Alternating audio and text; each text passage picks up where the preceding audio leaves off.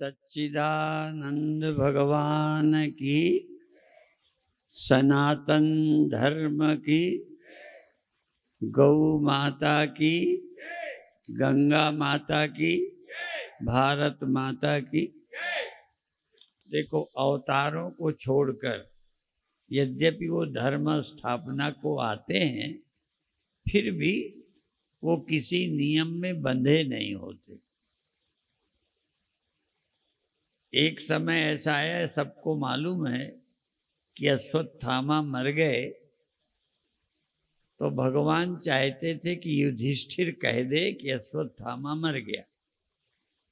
तो चूंकि वो बड़े बहादुर थे अश्वत्थामा, यदि वो मर गए तो उनका मनोबल उनकी सेना का घट जाएगा। तो कृष्ण भगवान कहते थे, कहो अश्वत्थामा मर गए, मरे। पर युधिष्ठिर नहीं बोल रहे थे, क्योंकि युधिष्ठिर धर्मात्मा है। भगवान कृष्ण धर्मात्मा नहीं है, वो परमात्मा है।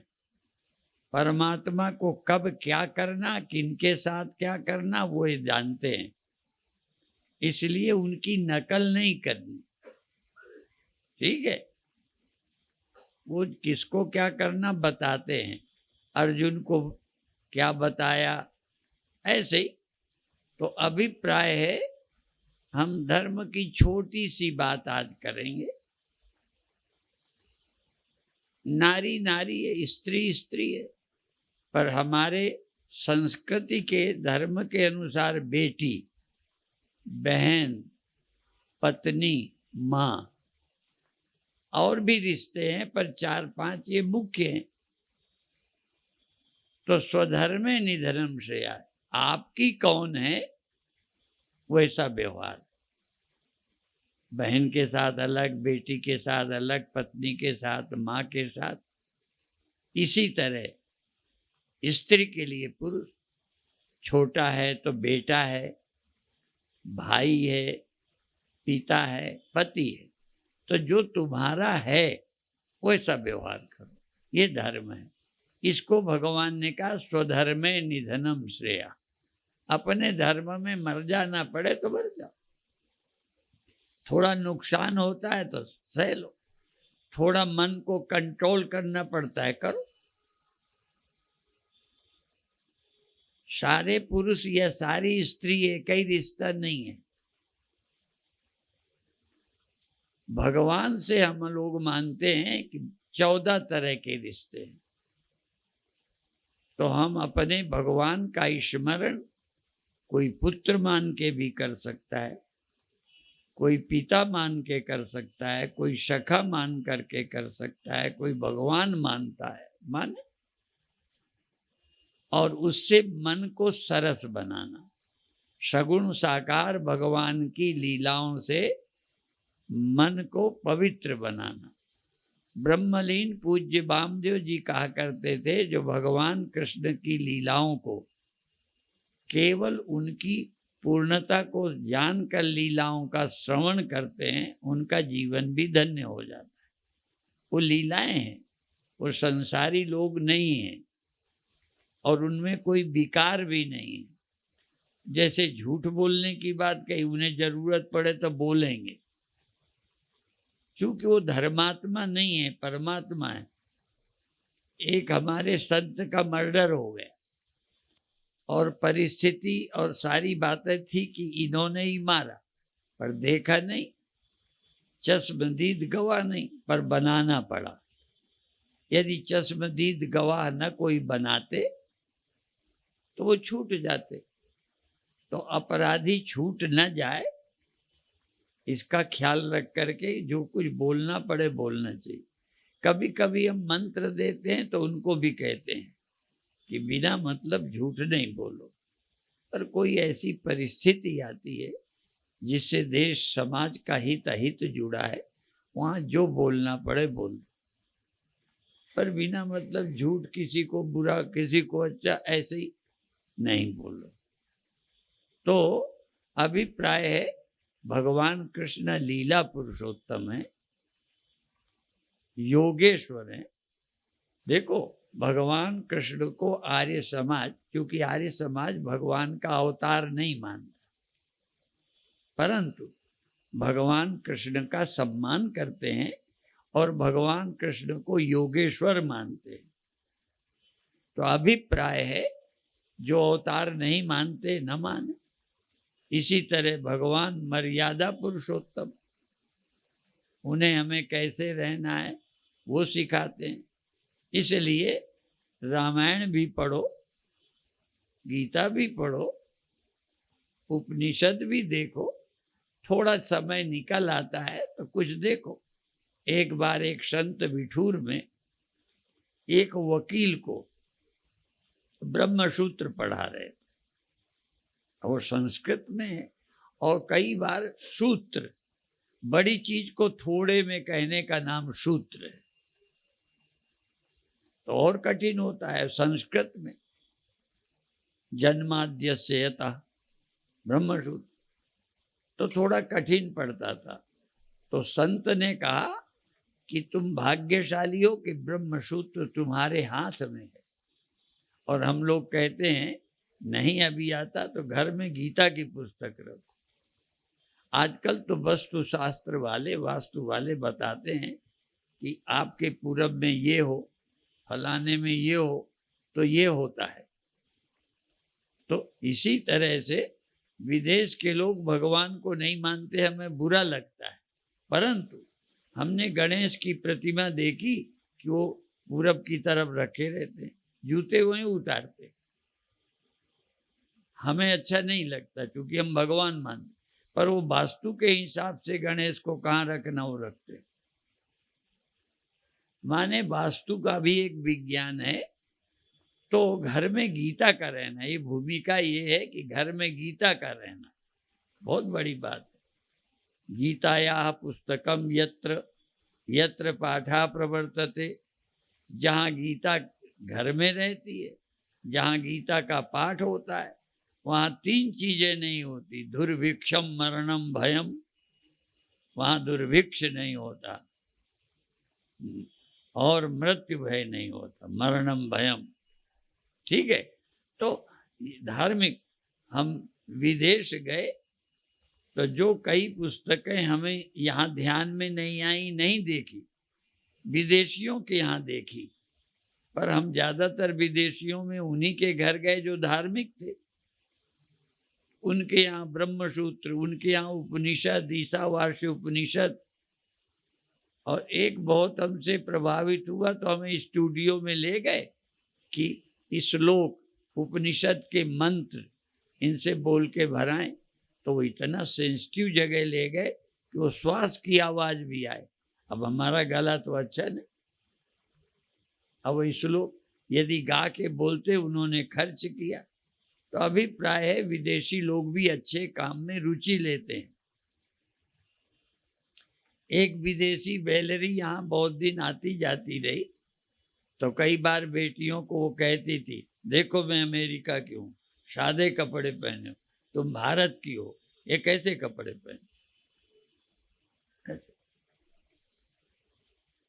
तो अभिप्राय है कि हर चीज हमें भारत की बहुत गौरव करने वाली है, इसलिए भारत माता की हम जय बोलते हैं। तो आप लोग भी श्रद्धा रखें, अपनी परंपराओं का ख्याल रखें। और त्याग क्या है, जिस समय जिस चीज का त्याग करना चाहिए त्यागें, जिस समय जिसका ग्रहण करना चाहिए ग्रहण करें। एक समय है हमें विद्याध्ययन करना है, एक समय है हमें शादी ब्याह करना है, एक समय है धन कमाना है। प्रथमे नार्जिता विद्या, द्वितीये नार्जितम धनम, तृतीये नार्जितम पुण्यम, चतुर्थे किम करिष्ये। प्रथमावस्था में बचपन में विद्या अध्ययन करो, और फिर दूसरी अवस्था में धन कमाओ, तीसरी अवस्था में पुण्य करो। और जब ज्यादा जर्जर हो जाओगे तब तो न कथा सुनोगे न समझ आएगी। पर फिर भी हमें तरस आता है कि जो हमारे समाज के बाबा, जैसे हम बाबा हैं ना, हमारे गुरुदेव ये कहा करते थे कि जब घर में नाती पैदा हो जाए तो तुम्हें बाबा कहते हैं। इनका मतलब है कि अब तुम घर में मत रहो, तुम बाबा हो, अब बाबा हो जाओ। ठीक है, तो जैसे एक तरफ बूढ़ों को बाबा हो जाना चाहिए, पर जब दिल्ली के बूढ़े चार चार इकट्ठे होके ताश खेलते हैं तो हमें लगता है इन्हें मरना नहीं है, इन्हें कथा से कोई मतलब नहीं है। अरे हमारे यहाँ तो संकट में ही कथा सुनी जाए।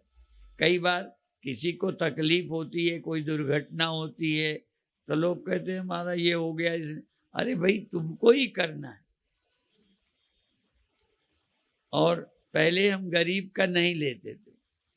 देखो हृदय की रचना अलग है, धर्म अलग है, तो लगता था गरीब से क्या लें। अब जैसे गरीब कन्याओं की शादी में तो अपन लगा रहे हैं, यद्यपि हम लगा कुछ नहीं रहे, इधर से लिया इधर लगा दिया। हाँ, जिनका चुन उनका पुण्य, योगी अवधूत को पाप न पुण्य, न हमें पाप है न पुण्य। इधर का धन उधर लगाया तो पुण्य उन्हें मिलेगा जिन्होंने लगाया।